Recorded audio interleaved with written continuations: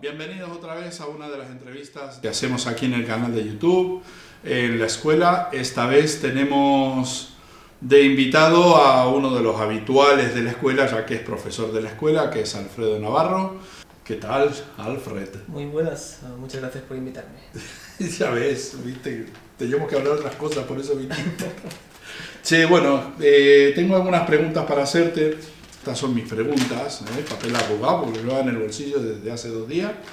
Vos te formaste en varias escuelas. Si volvieras atrás, ¿qué le dirías a ese pibe que recién está empezando? Bien. Primero que se lo piense muy bien, antes de elegir. Porque mucha gente, a mí me escriben incluso, y me dicen, incluso madres de chavales, me escriben, me encuentran por internet y me lo dicen justamente eso mismo. Me dicen, es que mi crío, mi niño, mi niña quiere dedicarse al mundo del cine y que conoces alguna escuela o qué podría hacer para empezar. Y yo siempre lo que les digo es que primero que estén muy seguros de que les gusta y qué rama dentro del cine es lo que quieren, porque siempre dicen, no, es que yo quiero ser director. Sí, pero es que aparte de dirección hay muchísimas otras ramas. Entonces primero que investiguen, y antes de investigar o de apuntarse a lo loco a una escuela de cine, que normalmente son caras, que empiecen por hacer cursitos, que hagan cursitos, talleres, en academias, en escuelas más pequeñitas, y que en base a ahí ya averigüen un poquito el mundo del cine y ya digan, pues a mí lo que me gusta en verdad es dirigir, o me gusta más producción o montaje, porque en estos primeros tallercitos es donde en verdad empiezas a descubrir el mundo del cine.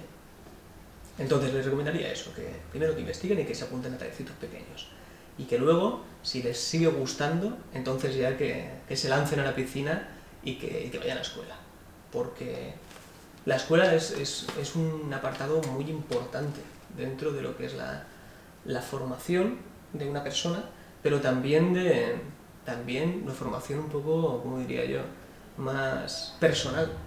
Una escuela de cine no simplemente es ir a que te den clase y que te den un temario y que aprendas.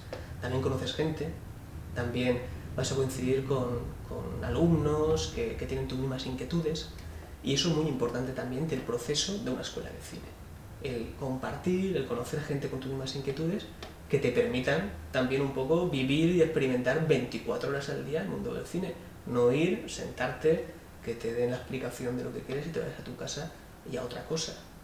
El hecho de estar en una escuela de cine significa que tienes que estar 24 horas, no solamente las horas de la escuela, respirando cine. Terminas la escuela, tendrás tu práctica, tendrás que ir a casa, tendrás que planificar, tendrás que juntarte con tu compañero, tendréis que aportaros mutuamente, creativamente hablando, ¿qué piensas sobre esto? Tenemos que hacer la práctica, y eso es una vivencia muy bonita y muy enriquecedora. Si eso encima lo haces en una ciudad fuera de lo que es tu ciudad normal, es decir, somos de Alicante, pues a lo mejor te vas a Madrid, a una escuela de cine, a Barcelona, me lo pones mejor todavía porque la experiencia va a ser más enriquecedora. Tienes toda una ciudad por descubrir, es un plató entero para ti solo. Claro. Te inspiras, conoces gente que viene de otras partes también de España y del extranjero que vienen también. Entonces es importantísimo el hecho de que, primero, que estén seguros, porque es una profesión muy complicada, que estén muy seguros de que quieren hacerlo. Pero si luego al final quieren hacerlo y están seguros, yo les animo a que arriesguen, pero que lo vivan intensamente. Sí, bueno, con tus sueños de sal, que ganaste el Goya, si tuvieras que señalar una o dos cosas que aprendiste antes y que fueron claves para conseguirlo, ¿cuáles serían? ¿Antes de rodar? Antes de ganarlo. Antes de ganarlo, o sea Sí. que hice durante la película y luego una vez hecha dije, mira, he aprendido todo esto, ¿no? Bueno, Más o menos. supongo. A ver, Sí. En mi caso, el hecho de Sueños de Sal es un proyecto muy peculiar y muy concreto, que a mí lo que me aportó de aprendizaje en ese sentido es la seguridad en mí mismo, ¿no? de que mi forma de hacer las cosas era adecuada. ¿En qué sentido? Yo ya había estudiado cine anteriormente, antes de hacer la película de Sueños de Sal. Lo que pasa es que yo siempre he trabajado, aparte de en publicidad y en trabajos un poquito más profesionales, a nivel industrial, se puede decir. Sueños de Sal no nace de la industria, nace como un proyecto muy pequeño en el que se iba a hacer un cortometraje, con los recursos mínimos. Entonces, claro,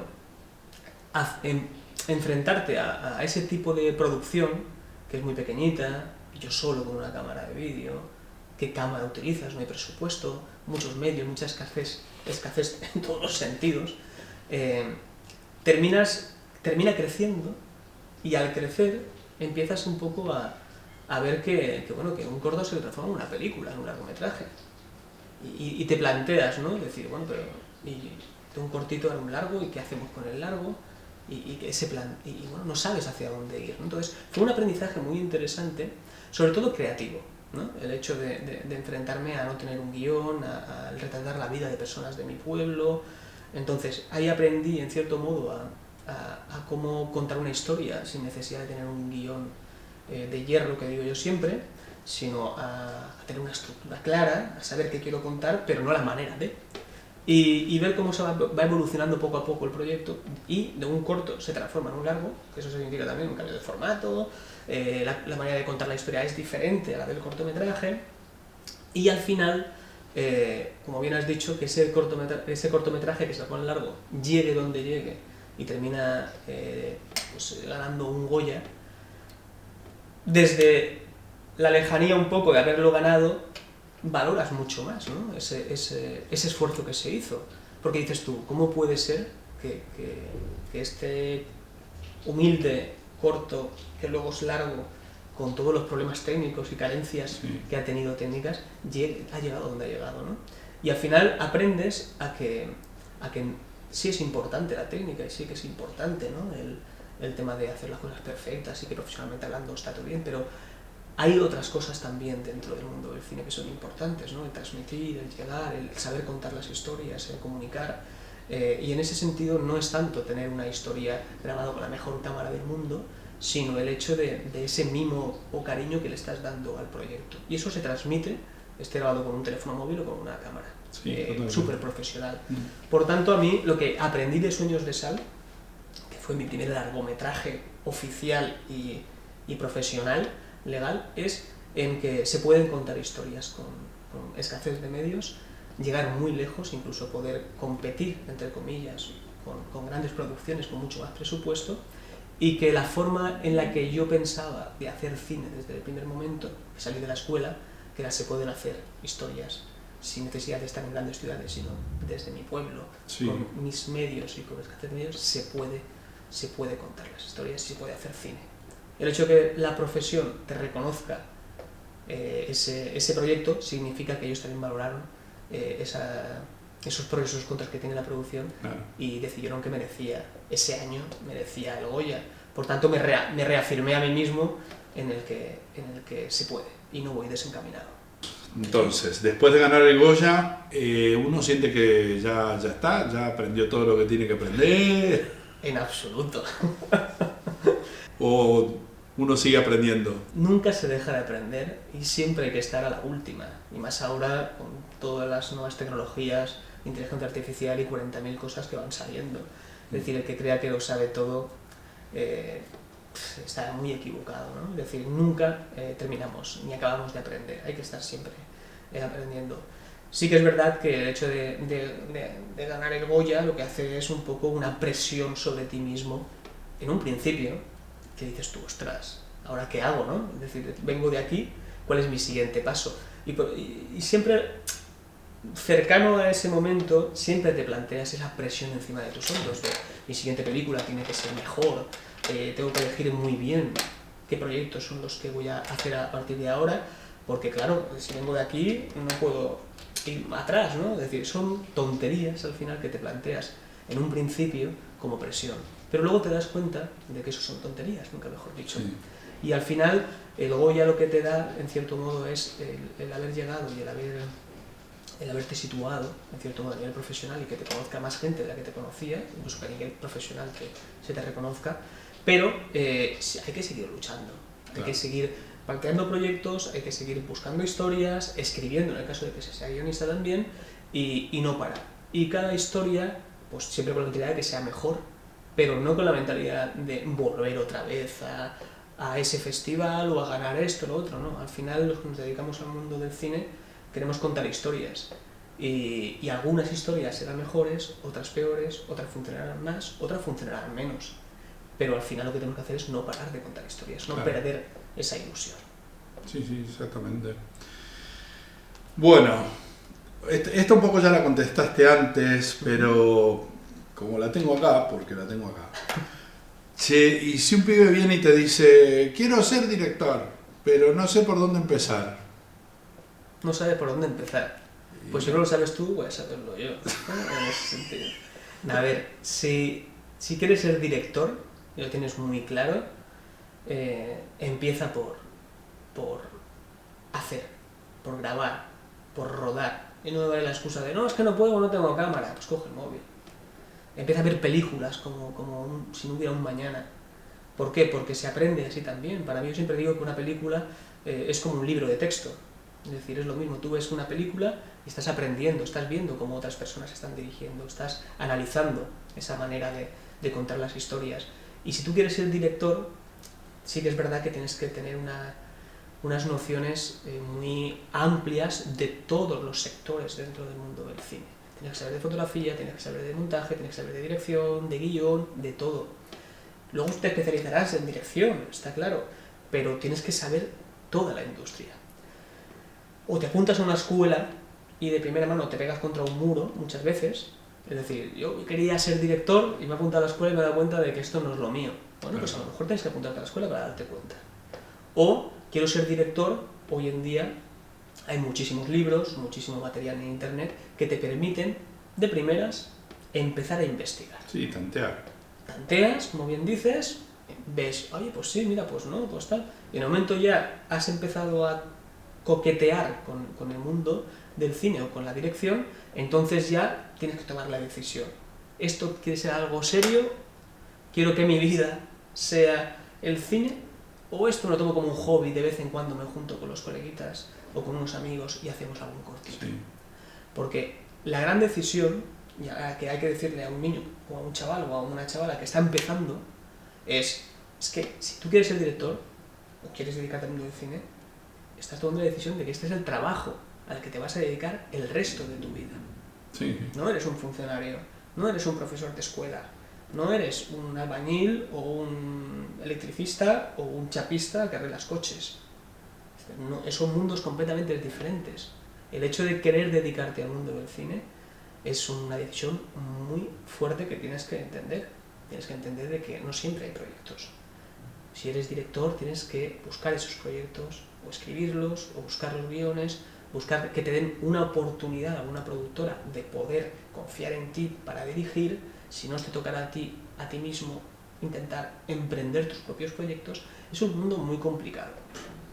Es muy bonito el hecho de imaginar historias y llevarlas a la pantalla, pero es muy complicado y mucha gente se queda en el camino.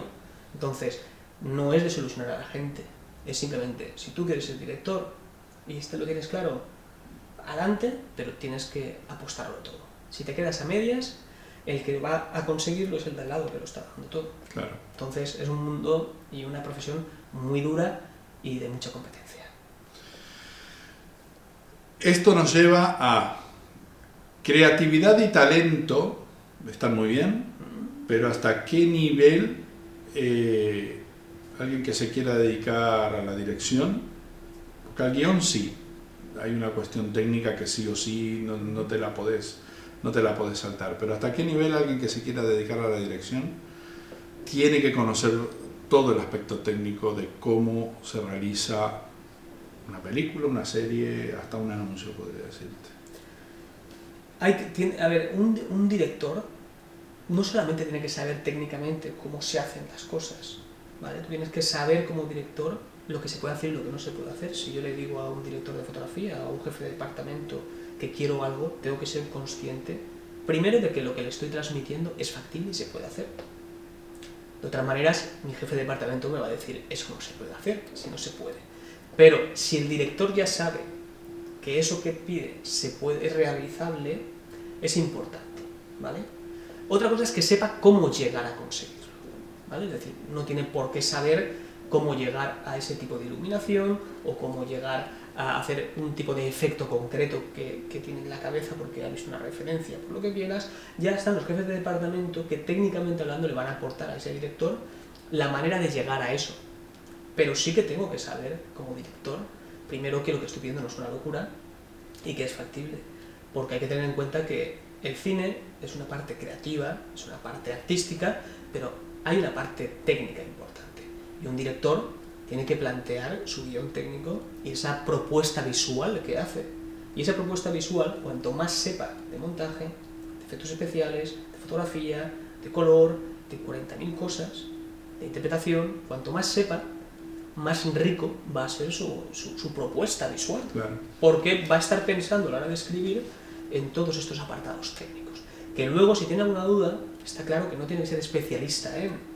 Hay muchos directores que son especialistas en, o han sido antes de directores, han sido fotógrafos, o han sido técnicos de 3D, entonces ves que luego cuando va a pasar a la dirección, ves que su estilo mama mucho o bebe mucho de ese pasado. Pero no tiene por qué también hay directores que han sido historiadores. Claro. Entonces, o han sido pintores, y luego esa parte pictórica del trato del color, de la composición, la muestran luego en su cine. O si son historiadores, también ves esa preocupación por el detalle. Por el detalle, porque todo sea fiel a la historia. Es decir, tan importante es que vengamos de un apartado técnico como también de otros apartados que no son del cine, que aportan también, hablando de dirección, aportan al mundo interior de ese director y a su propuesta visual. Por tanto, yo sí que pienso que todo lo que un director se preocupe en aprender extra, tanto dentro técnicamente del mundo del cine como de otras fuentes de inspiración externas, es muy interesante porque le van a aportar a él como director un valor y un plus a su visión como director. Bueno, habiendo trabajado con muchos equipos con los que has trabajado, porque como has trabajado en televisión, en publicidad, en cine, documental, en todo, ¿qué tan importante es que el equipo de rodaje esté bien formado para que el producto final salga redondo? Aquí esto es complicado, ¿no? Es decir, que esté bien engrasado es importantísimo. Eso no quiere decir que esté bien formado. Es decir, ¿a qué me refiero con esa pequeña diferencia o ese pequeño matiz? Tú puedes trabajar con gente muy profesional, pero muy profesional, y luego al final hay problemas en rodaje y al final el producto o el proyecto o no sale o la forma de trabajar no es adecuada o incluso no estás cómodo trabajando con esas personas. Entonces es muy importante que la gente que trabaje sepa lo que está haciendo, que esté formada, es decir, que no sean por lo menos los jefes de departamento, ¿vale?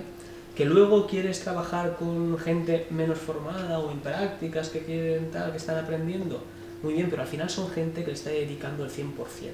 Y eso es lo que tenemos que buscar siempre, que nuestros equipos tengamos esos profesionales que saben lo que hacen y que van a dar esa calidad, y luego te puedes reforzar sin ningún problema con gente que tiene toda la ilusión del mundo, que está aprendiendo y que también te van a aportar ilusión y dedicación y lo que quieras, pero tienes que entender que esa gente se está formando, ¿no? Claro.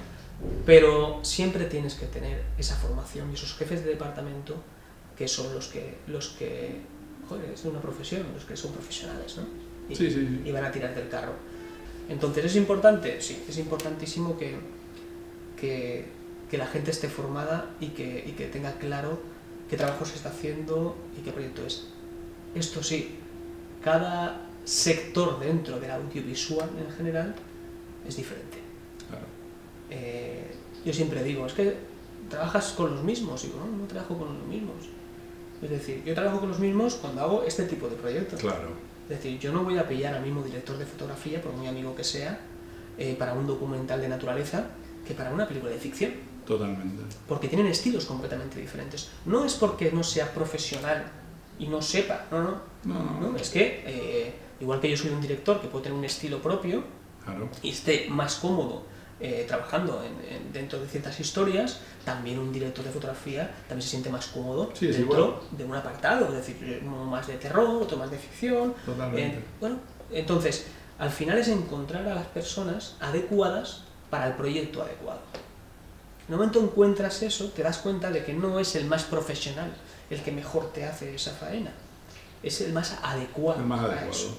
Claro. Teniendo en cuenta de que todos son profesionales. Sí. ¿Vale? Entonces, lo complicado es eso, es crear tus equipos de trabajo, pero no el equipo de trabajo, sino la gente de confianza que tengas, en la que te entra, como hemos dicho, un videoclip de música, te entra una publicidad, te entra un documental de naturaleza, o te entra un programa de televisión, y tú sepas a dónde acudir para cada formato concreto. Tú como director tienes que tener la capacidad de saber resolver todos esos formatos. Sí. Yo la ventaja que he tenido es que yo estudié cine, como bien hemos dicho, pero luego pasé por publicidad. Y aparte hice documental, videoclips, televisión, programas de televisión, y he podido aprender, en cierto modo, esos diferentes formatos. De todos aprendes, y claro, no tiene sentido que yo haga un documental de naturaleza como si fuera un programa de televisión de sketches cómicos. O una publicidad de calentadores. Claro, entonces ahí está eso, pero de todo aprendes, ¿no? Sí. Y lo que decimos, como cada sector, cada mundo, cada formato es un mundo, pues necesitas a gente que esté especializada en cada formato. Sí, totalmente de acuerdo. A mí las veces que me ha pasado de que me dicen lo mismo, es que siempre trabajas con los mismos. No es que trabaje con los mismos, trabajo en los que confío, que es diferente. Bueno, como sos profesor acá en la escuela, también una pregunta es, ¿cuál es la primera lección que le soltás a los alumnos? Antes que nada, para que sepan lo que se les viene encima. La primera lección, pues, a ver, yo siempre, lo primero que les digo es que yo lo que hago como docente, como profesor, es despertar en ellos, ¿vale? En el caso yo estoy dentro del apartado de dirección. Sí. Entonces lo que hago es ayudarles, primero a darles las herramientas adecuadas, pero a despertar en ellos ese director que tienen oculto, ¿no? Y para eso tengo que darle las herramientas que le permitan tener esa seguridad en sí mismos, ¿no? Es decir, yo siempre digo que hoy en día por internet puedes encontrar mucha información. Sí. Puedes bajarte libros, puedes buscar información y 40.000 cosas. Dice, pero hay cosas que no puedes, que tienes en internet que no tienes en internet que te pueden dar, como la profesionalidad, la experiencia, y el guiarte día a día en tus preocupaciones y neuras dentro de los proyectos que puedas hacer, ¿no? Y el aconsejarte, ¿no? Yo cuando estudié cine lo que más valoré en su momento fue el tener profesores en activo, profesores que habían estado en grandes producciones. En este caso pues, tuve la suerte, mis profesores eran ya algunos más viejos, otros más jóvenes, pero habían trabajado en proyectos de Hollywood incluso, y esas que se hacían en España en aquel entonces, ¿no? Sí. Entonces, claro, grandes producciones como Doctor Zivago o Alien de Ridley Scott, que te esté dando clase a una persona que ha estado en esas películas y te cuentan ya su experiencia en esas películas, eso enriquece y te despierta como alumno en pues, cierto esto de decir, ostras, que esta persona ha trabajado con esto o lo otro, o simplemente el hecho de que esta persona ha pasado por esto y no me está diciendo de oídas lo que ha visto en un libro, sino si te recomiendo esto es porque sé que yo he pasado por ahí y es importante. Entonces, cuando empieza una clase, cuando empieza un nuevo curso, lo primero que se les dice a los alumnos es, primero, la que se espera. Tenemos un año entero de formación, de aprender y de dar forma a vuestros proyectos. Y segundo, lo que vais a aprender en todo este año va a ser una locura. Porque ahora mismo pensáis que tenéis claro lo que queréis contar. Sí. Cuando llevas un mes dices, ostras, es que ahora lo voy a contar de otra manera porque he aprendido tantas cosas y tengo tanta información, pero es que luego, 2 meses después dirás, pues, pero es que ahora lo que yo tenía antes no tiene nada que ver porque ahora yo quiero incorporar esto, lo otro, y terminará el año y dirán, madre de Dios, no tiene nada que ver cómo he empezado y cómo he acabado. Eso es lo bonito también, ¿no? Es decir, y pasa, las primeras prácticas que se hacen, ves cómo esos directores en esas primeras prácticas tienen una visión, un planteamiento, una realización, una manera de contar las cosas, que según vas avanzando durante todo el curso y pues vas dando más temario, vas viendo cómo ya se vuelven un poquito más creativos o se vuelven más formales en las cosas. Dicen, ostras, ¿por qué? Porque van aprendiendo. Claro. Y cosas que a lo mejor sabían o no sabían o no se habían percatado o no se habían parado a preocuparse de aprender. Cuando tú ya le dices, no solamente el hecho de te digo esto, sino dices, no, esto y las 40.000 formas diferentes de poder utilizar eso, es cuando dicen tú, ¡guau! Se les explota un poco la cabeza. Entonces, les digo que estén predispuestos a que les estalle la cabeza en ese sentido y que estén predispuestos primero, a dejarse llevar y hacer locuras, ¿no? Siempre dentro de una coherencia, y para eso estoy yo como tutor y como profesor para asentar un poco esa locura y decirle, bueno, muy bien, esa locura, pero vamos a asentarlo. Todo muy lindo. A mí me pasó con un director, yo estaba de director de fotografía, y de repente me di cuenta que no sabía mirar a través de la lente de la cámara, ¿no? Y le tuve que explicar, la lente, le digo, mira en línea recta. Le digo, no me puedes decir, quiero que me enfoques aquello y aquello, salvo que quieras que panee y eso, ¿no? Sí, bueno. Pues hay que estar predispuesto a aprender esas cosas. Claro. Y siempre lo digo, es que se aprende cayendo, se aprende haciendo. Tú puedes leer todo lo que tú quieras en un libro, hasta que no te pones delante de una cámara, lo pruebas y te pegas contra la pared y dices, oye, mira que me habían dicho que no hiciera esto, lo he hecho, pumba, y el resultado es este. Hasta que no te pegas contra la pared y te das cuenta de primera mano, pues no te vas a dar cuenta de verdad. Pues entonces muchas veces le digo yo, ¿quieres hacerlo así? Hazlo.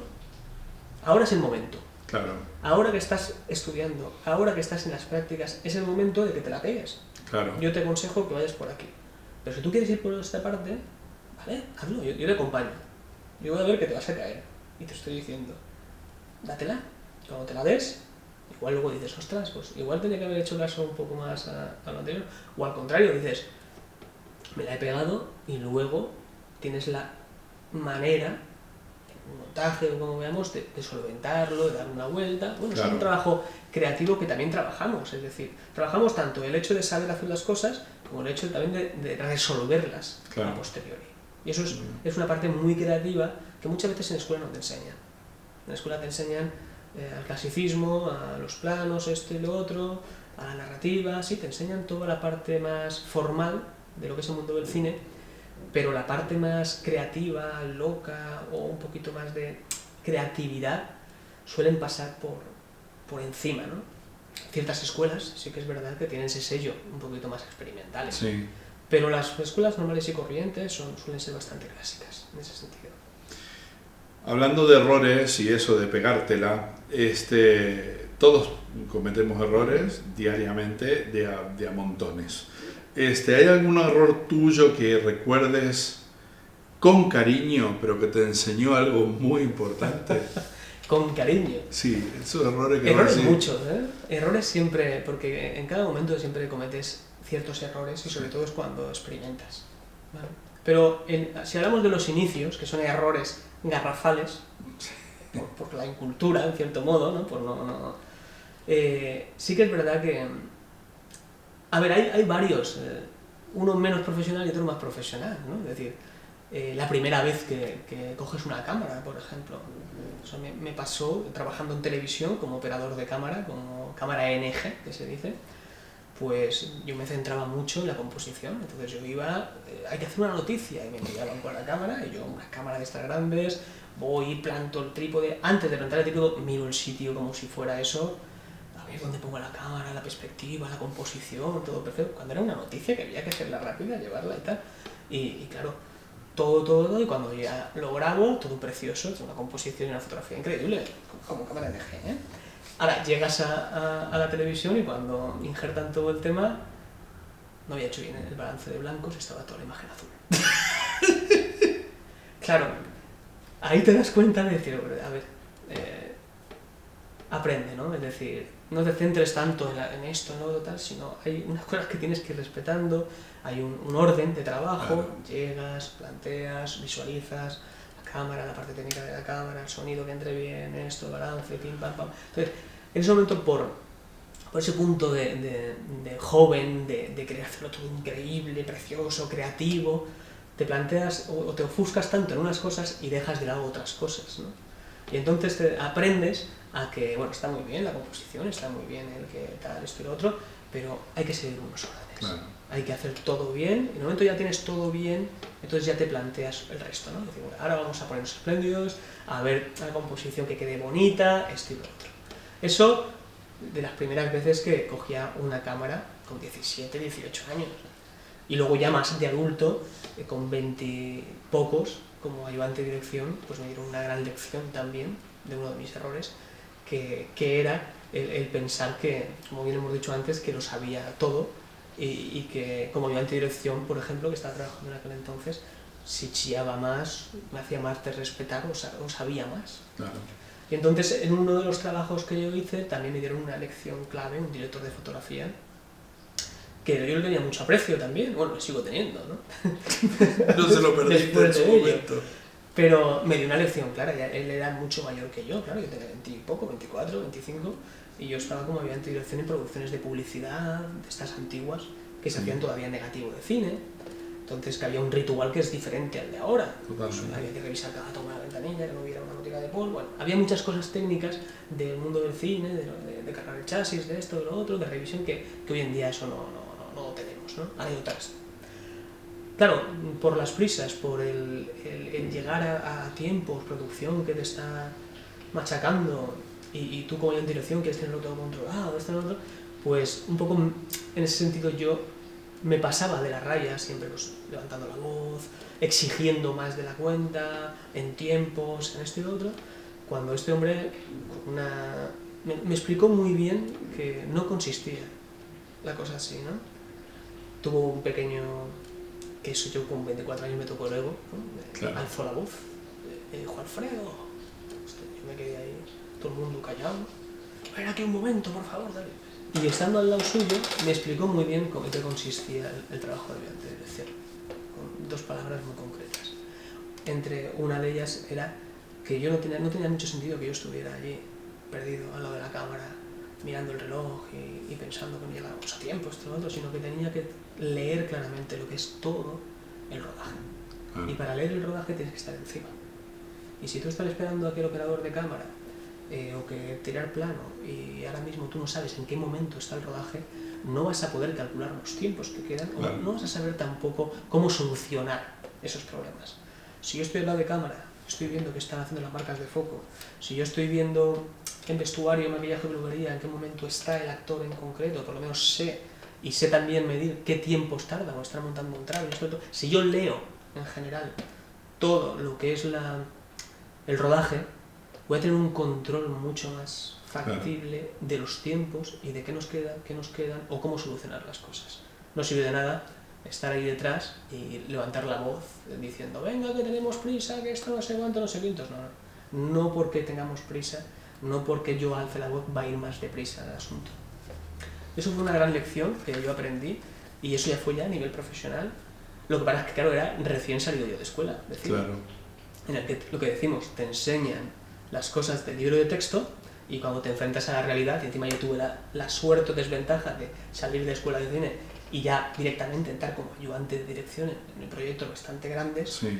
Pues yo aprendí de mis propios errores, que es lo que siempre digo. No aprendí de un ayudante de dirección que me enseñara a mí cómo hacer las cosas o cómo él hacía sus cosas, sino que directamente yo aprendí de lo que había estudiado en la escuela y cómo yo lo enfocaba directamente a los rodajes y de estas cosas, de pegarte contra un muro, de caer, de ver que a lo mejor una fórmula que tú has tenido no es la más adecuada y tienes que modificarla, y aprendes sobre la marcha, ¿no? Y aprendes de los errores y de las virtudes también, ¿no? Claro. Vamos a volver al Goya.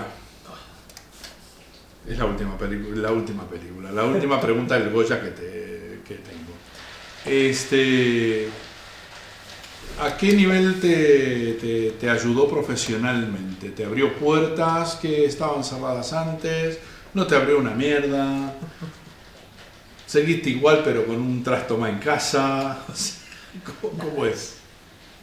El Goya es, como hemos dicho, es el reconocimiento de la profesión y de los compañeros de trabajo. Y eso, quieras o no, te abre muchas puertas. Yo no puedo decir lo contrario. A mí me ha abierto muchas puertas el hecho de tener un Goya. Como yo, mucha gente tiene otros, y cada año más personas. Pero sí que es verdad que el hecho de que un año te reconozca la profesión, ese trabajo bien hecho, o de tu propuesta o de tu película, lo que hace es posicionarte dentro del sector. Y ya no es tanto posicionarte, sino el hecho de darte a conocer, ponerte cara. Y el Goya no deja de ser al final currículum. Claro. No deja de ser un logro que has hecho, o un logro que tienes ahí, una medallita que tienes. Pero no es el final. Como hemos dicho antes, hay que seguir, ¿no? Entonces, ¿me ha abierto puertas? A mí sí que me ha abierto muchas puertas. Y me ha facilitado, más que abrir puertas, me ha facilitado el camino. Porque abrir puertas se las abre uno mismo, nadie te las abre. Entonces, no te abre puertas tener un Goya, te facilita el camino. Claro. Tienes que ir a tocar una puerta, tienes un currículum, tienes un bagaje, tienes una experiencia previa que te avala. ¿Quién es este señor? Ah, mira, pues este hombre ha hecho esto y esto. Ah, ostras, te pueden abrir la puerta o te pueden entornar un poquito antes, ¿no? Todos los logros que tú tienes te ayudan a no tener que estar justificándote. Claro. Que es lo que yo siempre he valorado en esta profesión, ¿no? El hecho de poder tener cierta libertad a la hora de poder crear o no tener que estar justificando cada paso que das. Sí. Entonces, esos pequeños logros, esas pequeñas... Pero ya no los logros ni los premios, sino tus películas anteriores que has hecho son las que te avalan y las que te dan la seriedad, ¿no? ¿Quién es? ¿Has visto su última película? Sí. Ostras, me gustó, no me gustó. Claro. No hace falta ganar un Goya o un César o un Oscar para que se reconozca o para que te abra una puerta. Es tu trabajo quien habla por ti. Y lo importante es, si tú no recibes un galardón, si no tienes esa suerte o ese tal, lucha porque tus trabajos te representen. Claro. Y entonces eso va a hablar por ti. Entonces, las dos cosas son importantes, pero sí que es cierto que una vez llegas y te dan ese reconocimiento, te ayuda. Te ayuda y te abre puertas. Sí. Bueno, y por último, vamos a mirar al futuro. No sé qué tan largo será el futuro, pero vamos a mirar al futuro. ¿Qué te gustaría dejar para las generaciones futuras? Para las generaciones futuras. Yo lo tengo claro, yo quemar todo lo mío el día que me muera. Pues no sabría decirte la verdad. Es una pregunta que ni me planteo, el qué dejar, ¿no? Es decir, yo ahora mismo en lo que me centro es en el presente, ¿no? En los proyectos que tengo actualmente. En las cosas del comer. Sí, es decir, si hablamos un poco del día a día, me centro en el presente, en los proyectos que tengo que sacar adelante, ¿no? El dejar a la posteridad, como decimos, nadie va a ir a visitar mi tumba el día de mañana. A saber, estuviste por Japón visitando la tumba de Ozu. O sea, a lo mejor hay algún friki en el mundo que venga de Nueva Zelanda a Novelda a visitar la tumba de Alfredo. Ya tendría que ser muy friki ese hombre, pero sí. Bueno, sí que, estamos hablando de niveles superiores. A ver, sí que es verdad que al final, lo hemos dicho antes ya, ¿no? Lo que dejas es tu obra. Sí. Entonces, es tu legado, como se dice. Cuanto más hagas, cuanto más cuentes y cuanto más personalidad tengas en tu manera de contar las historias, yo creo que más seguidores puedes llegar a tener o más gente te puede llegar a valorar tu trabajo, ¿no? Y eso es lo único que puedes dejar ahí, es el legado, es tu obra, es lo que has hecho. Si te centras en ser un director técnico, no arriesgas y no intentas experimentar en cierto modo en la forma de contar las historias, pues lo que hagas va a ser lo que decimos, ¿no? Tu día a día para comer, para dedicarte a la profesión, pero no estás aportando nada en sí. La idea no es que llegar al punto de, no, es que yo quiero aportar algo, no, eso son gilipolleces. Pero sí, si te gusta el mundo del cine y quieres dedicarte a esto, tienes que tener dos mentalidades. Una, voy a dedicarme a esto porque tengo que comer, tengo que pagar facturas, tengo que vivir de esto porque es mi profesión. Y dos, tengo que disfrutar con lo que hago. Muchas veces están reñiendo las dos cosas. Entonces, llegar a un punto de poder juntar las dos cosas es muy interesante. Sí, equilibrio. Un equilibrio, ¿por qué? Porque al final, una de las cosas también que he aprendido, en cierto modo, es que hay que arriesgar. Y hay que contar las historias como directores sin miedo al qué dirán. Es decir, si a ti te gusta una cosa, una manera de contar las historias, si tienes un estilo personal, o por lo menos quieres experimentar y contar algo de una manera muy concreta, no tienes que tener miedo a que te digan, es que eso está mal hecho, es que no sé cuántos y cuántos. Claro. Desde el punto de vista profesional, estamos hablando que si tú haces una locura como visual, estamos hablando que tú la haces desde el punto de vista profesional. Tú eres profesional y has decidido hacer eso. O sea, sabiendo por qué lo haces. Claro, es como un pintor que dice hacer un cuadro abstracto. O algo que dices tú, pero no sé dónde cogerlo. Bueno, pero es que pintor ya ha demostrado anteriormente que sabe hacer las cosas. Claro, ha hecho cuadros increíbles, realistas. O sea, no tiene que estar demostrándole a nadie nada. Si está en ese momento haciendo ese tipo de pintura, es porque a nivel interno, a nivel artista, necesita hacer eso. Claro. Y yo creo que lo bonito del mundo del cine nuestro es el que las propuestas que en un futuro, hilando un poco la pregunta, puedan llegar a dejar un pozo o a dejar algo que perdure o que la gente pueda tomar como legado, van en dos puntos. Uno es ese punto vanguardista de experimentación y de locura que tú puedas plantear, que se diferencie del resto, o tu manera peculiar de contar las historias, que es factible y que dentro de cada proyecto yo siempre intento experimentar y avanzar para no sentirme que siempre hago lo mismo o cuento lo mismo. Y la otra es el compromiso que tú tengas hacia la comunidad o hacia los proyectos que hagas. Claro. En mi caso, sí que tengo una alegría o un esto de que mis proyectos anteriores van muy ligados socialmente hablando, pues por ejemplo, a Novelda, mi pueblo, y a los ciudadanos o al contexto histórico en el que yo hice esas películas. Mi primera película, Sueños de Sal, era la vida de 4 personas de mi pueblo en un momento histórico muy concreto de España, que es la crisis económica. Entonces, inconscientemente o conscientemente, estoy haciendo un retrato social de una época. Claro.